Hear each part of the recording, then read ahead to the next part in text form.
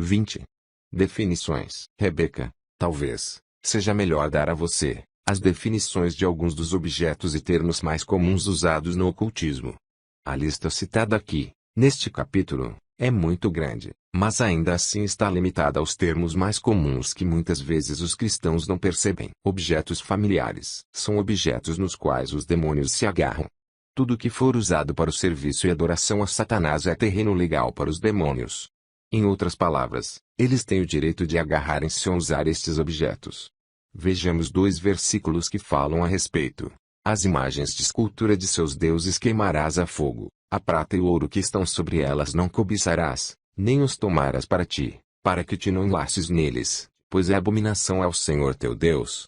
Não meterás, pois, coisa abominável em tua casa, para que não sejas amaldiçoado, semelhante a ela, de todo a detestarás, e de todo abominarás, pois é amaldiçoada.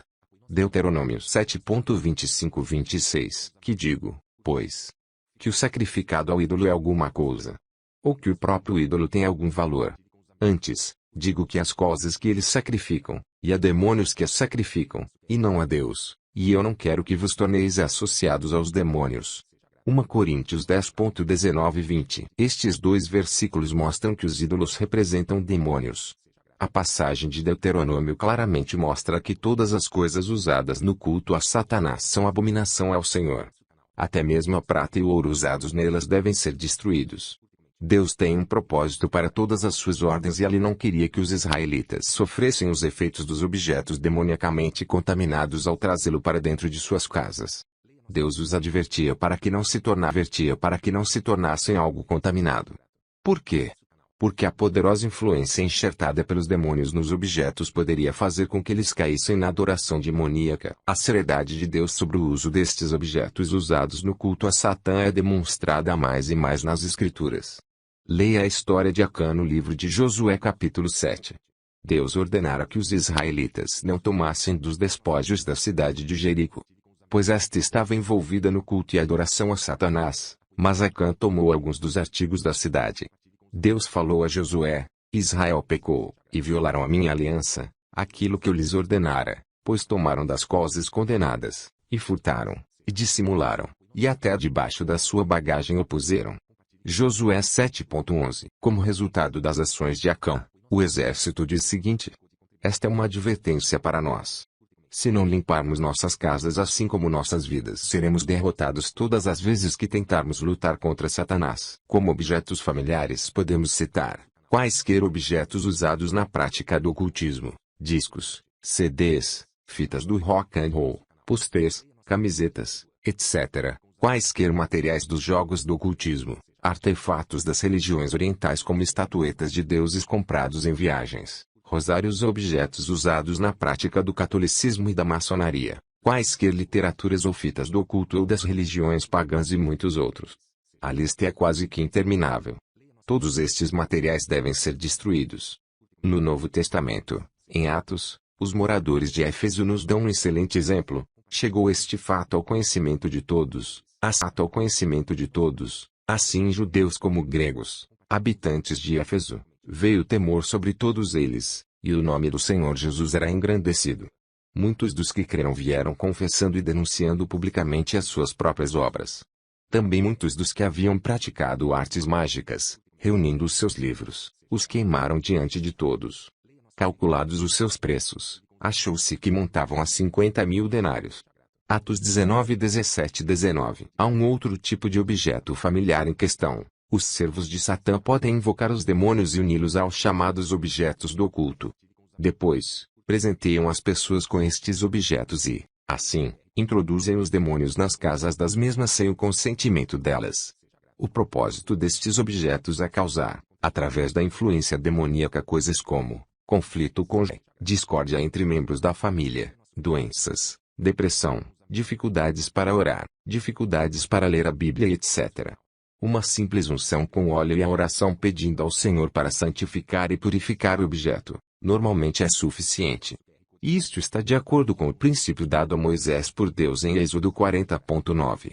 E tomarás o óleo da unção, e ungirás o tabernáculo, e tudo o que nele está, e o consagrarás com todos os seus pertences, e será santo. Os cristãos devem ficar alerta e cautelosos ao receberem presentes das pessoas que não conhecem muito bem e não sabem se elas estão comprometidas com o Senhor. Esta é uma área que devemos ser sensíveis à orientação do Senhor. Espíritos familiares. Não se achará entre ti quem faça passar pelo fogo o seu filho ou sua filha, nem adivinhador, nem prognosticador, nem agoureiro, nem feiticeiro, quem consulte os mortos. Deuteronômio 18.10-11. Um espírito familiar é um demônio com quem uma bruxa desenvolve uma comunicação íntima. Estes demônios são usados de diversas maneiras e, atualmente, um espírito familiar é usado, primeiramente com o propósito de espionagem para conseguir informações. A propósito, o termo Witz familiar íntimo da bruxa é frequentemente usado para se referir a algum animal. Assim, o demônio é enviado para o animal, e a bruxa, através da comunicação com o demônio, pode tanto controlar o animal como ver e ouvir o que ele ouve e vê. Da mesma maneira, ela pode também projetar-se espiritualmente para o animal e assim controlá-lo para uso próprio. As pessoas no ocultismo sempre estão em contato com animais, gatos ou pássaros, para tais propósitos. Tradicionalmente diz-se que as bruxas usam gatos pássaros para tais propósitos. Tradicionalmente diz-se que as bruxas usam gatos pretos. Esta é uma mentira espalhada por Satanás para enganar as pessoas. As bruxas, na verdade, usam os gatos brancos que parecem transmitir pureza. Aconteceu, recentemente, em meu consultório, um incidente com um espírito familiar, espírito íntimo. Sou muito afeiçoada a animais. Tenho um casal de gatos que adoro levar no carro, e todos os dias levo um deles ou uns dois para o consultório. Normalmente, mantenho-os em uma área fechada onde não podem manter contato com os pacientes. Um dia, ao final da tarde, um dos meus pacientes, um poderoso bruxo do local, não estou certa de que na época ele tivesse qualquer ideia de que eu conhecia a identidade dele, de alguma maneira, naquela tarde, o meu gato Zero Joshua, o paciente pudesse tocá-lo e disse, desculpe, de algum modo Joshua se soltou. Espero que você não se importe com os gatos. Não, em absoluto. De fato, temos nossos próprios gatos que amamos muito. Enquanto carregava Joshua para fora do quarto, o senhor me revelou que já era muito tarde. O paciente fora bem-sucedido em colocar um espírito familiar, demônio, dentro do meu gato. Isso levou apenas um segundo. Depois que todos os pacientes se foram, fiquei conversando com dois amigos em meu consultório. A mudança em Joshua foi notável.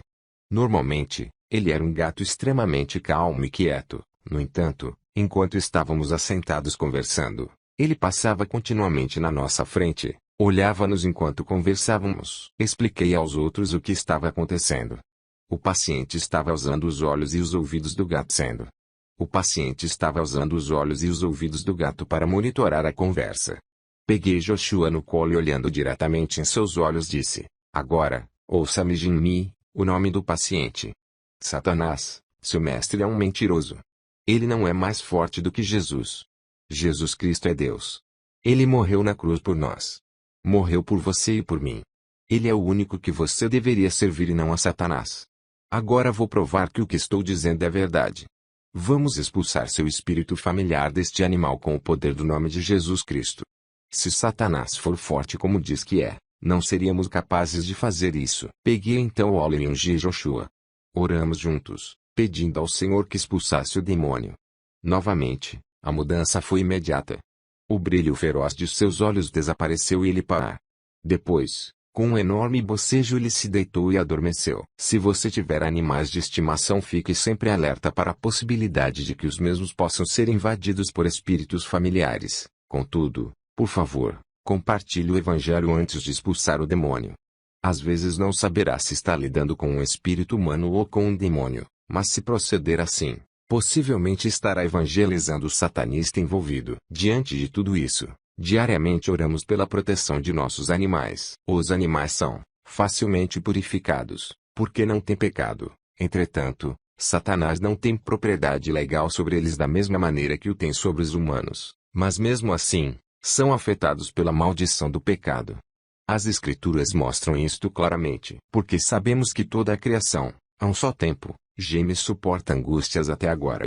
No fim, toda a criação, incluindo os animais, serão feitos novas através de Jesus Cristo ou ser removida a maldição do pecado. Porque aprove a Deus que nele residisse toda a plenitude, e que, havendo feito a paz pelo sangue da sua cruz, por meio dele, reconciliasse consigo mesmo todas as coisas, quer sobre a terra, quer nos céus.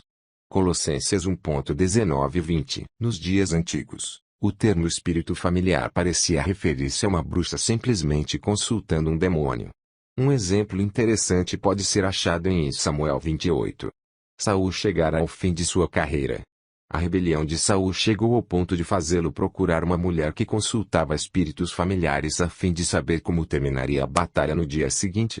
O que é realmente interessante nesta história é o fato de que Saul pediu à mulher para usar os demônios dela com o propósito. Saul pediu à mulher para usar os demônios dela com o propósito de invocar o espírito morto do profeta Samuel. É claro que a mulher não hesitou em fazê-lo, esperando que seus demônios se manifestassem disfarçados de Samuel. São mentiras todas as sessões espíritas em que supostamente pode-se fazer contato com os mortos. Estas bruxas não podem, realmente, entrar em contato com os mortos. Este versículo mostra que elas usam demônios que se disfarçam como uma pessoa morta. Satanás pode matar uma pessoa fisicamente, mas não pode controlar-lhe o espírito ou alma depois de morta. Jesus disse: digo-vos, pois, amigos meus, não temais os que matam o corpo e, depois disso, nada mais podem fazer. Eu, porém, vos mostrarei a quem deveis temer. Temei aquele que, depois de matar, tem poder para lançar no inferno. Sim, digo-vos, a esse deveis temer. Lucas 12:4-5. O temor do Senhor é o princípio da sabedoria. Provérbios 9:10. Nosso Senhor diz claramente que não devemos temer a morte física que Satanás pode trazer. Pelo contrário, devemos temer a Deus que é poderoso para lançar tanto a alma como o espírito no inferno depois da morte. Acredito que estes versos, assim como muitos outros, mostram claramente que Satanás e seus demônios não exercem controle sobre as almas ou espíritos das pessoas quando estas morrem.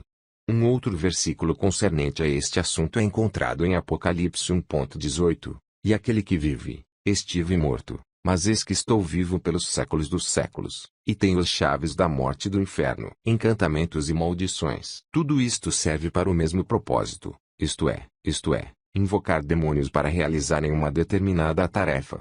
Frequentemente os encantamentos são na forma de uma poesia. São inúmeros e passados de uma geração a outra e usualmente são citados em voz alta. Lembre-se, os demônios não podem ler a mente humana, porém, muitas vezes são falados no mundo espiritual pelo espírito de uma bruxa e isto não é audível com os ouvidos físicos. A expressão colocar um encantamento ou maldição em alguém, refere-se à atitude de invocar um determinado demônio e assim enviá-lo a uma outra pessoa para causar-lhe danos ou influência. Todos os encantamentos, palavras mágicas, etc., são acompanhadas por demônios. Até mesmo as que são chamadas de boas como aquelas que estimulam o amor em uma pessoa, etc. Um outro termo muito conhecido em outros países é o bewitch enfeitiçado, que significa a condição de uma pessoa sob influência ou controle de enviados por uma bruxa. As bruxas mais poderosas não precisam usar longos e complexos encantamentos. Elas, simplesmente, comunicam diretamente com os demônios no mundo espiritual ou usam seus guias espirituais. Os guias espirituais. Um guia espiritual é, normalmente, um demônio poderoso, que a pedido de um bruxa vem e mora dentro dela com a finalidade de dar-lhe todo tipo de habilidades e poderes, aumentando a capacidade de comunicação da mesma com o mundo espiritual. Manchan era o guia espiritual de Elaine. Ele governava tudo na vida dela e deu-lhe todas as habilidades detalhadas nos primeiros capítulos deste livro. Fetiche, talismãs, amuletos. Estes três termos se referem à mesma coisa, e designam objetos que, na maioria das vezes, são usados ou dependurados nas portas das casas. Supõe-se que trazem proteção e dinheiro ao proprietário. De sorte. Os amuletos e fetiches são frequentemente usados para proteger uma pessoa de seu inimigo. Por exemplo, uma outra bruxa. Nestes casos algo do inimigo, normalmente o cabelo, é incorporado ao amuleto ou ao fetiche. Podem variar grandemente na composição, mas em todos a fome do poder é a mesma, demônios. O Senhor não tem tais objetos. O poder dos cristãos é apenas através de nosso Senhor Jesus Cristo e sua obra completa na cruz. Qualquer cristão que aceite ou use essas coisas, está diretamente usando demônios. É impressionante Como muitos cristãos usam crucifixos ou até mesmo a Bíblia, como uma espécie de proteção do mesmo modo que amuletos e fetiches, isto contradiz plenamente com a palavra de Deus. Marcas. Nos diversos lugares do mundo, as marcas recebem nomes diferentes. Uma marca é, na essência, um objeto para identificação. Quando uma bruxa deseja enviar um demônio a uma pessoa determinada, muitas vezes, ela não sabe automaticamente de que pessoa se trata. Assim, o modo mais efetivo é presentear o demônio com um objeto que identifique a pessoa. Pode ser cabelo, pontas de unha, etc. Peças de roupas são também usadas, mas não dão resultado como se fosse uma parte da própria pessoa. Em inúmeras ocasiões, enfrentamos problemas quando os satanistas tentaram matar nossos animais de estimação. Verificamos que os bigodes dos nossos gatos haviam sido cortados e os do cachorro apenas de um só lado. Perdemos alguns deles porque os demônios os afligiam com enfermidades. No entanto, continuamente, ficamos alertas a essa possibilidade e então oramos e ungimos-los com óleo pedindo ao Senhor proteção. Os bigodes retirados de nossos animais eram a marca ou objetos de identificação que as bruxas deram aos demônios para que estes pudessem identificá-los. Hagstones, pedras de bruxas, normalmente, possuem o formato do ônix, mas podem ser feitas de qualquer outro cristal ou pedra. A finalidade de uma hagstone é a comunicação. São usadas, normalmente, como se fossem joias. São utilizadas para encantamentos especiais acompanhadas do friccionar das mãos, etc., com a finalidade de invocar demônios para comunicação com uma outra pessoa. Geralmente, o demônio faz a pedra encandecer-se para indicar sua presença. Forças e poderes. A bruxaria branca, mágicas, está cheia de referências às forças e poderes. Como exemplo, vejamos uma citação extraída de um livro na feitiçaria branca chamado Ritual It Magic Tap Instruction Book, livro de instrução de Dick Stephens, Valley of Tissum Publishing Co., 1985. Os trabalhos de mágica de acordo com as leis naturais exploram e empregam estas forças. São meios de tornar-nos melhores, pessoas sábias e uma extensão de nossa consciência. O propósito último da mágica é fazer com que aquele que a pratica crie sua própria realidade. E você está para abrir a porta para este incrível poder que pode auxiliá-lo a fazer exatamente isto. Muitas outras descrições são usadas para este mesmo propósito, e ultimamente, toda a baixaria branca parece unir a pessoa com as forças do universo.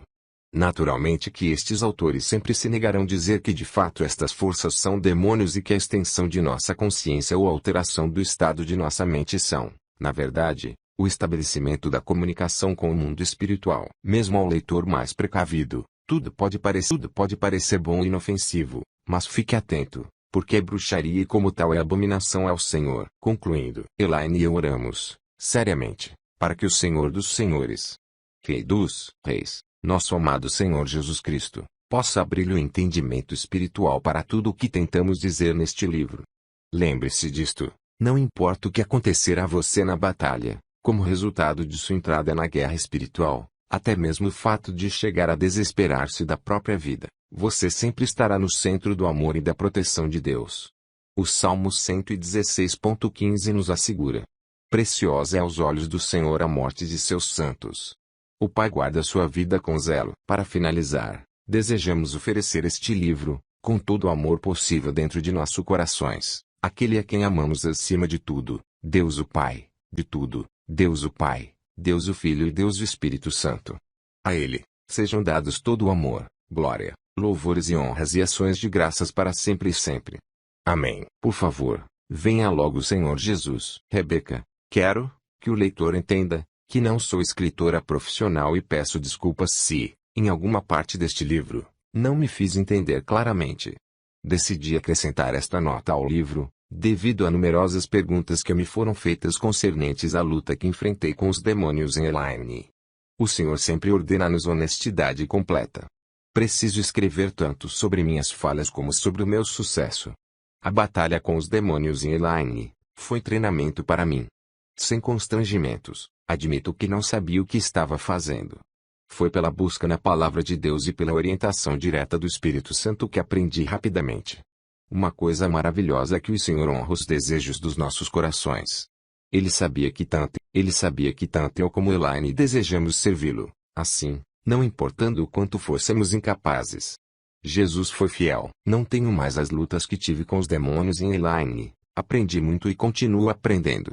Passei por outras experiências que estão detalhadas em outros 2 livros que escrevi. São eles Prepare for War, Prepare-se para a Guerra, e Becoming a Vessel of Honor Intimas ter serviço, tornando-se um escravo de honra a serviço do Mestre.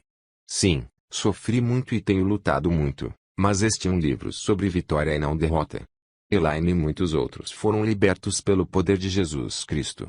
Somos todos servos imperfeitos, mas Jesus Cristo é perfeito. Seu poder é perfeito e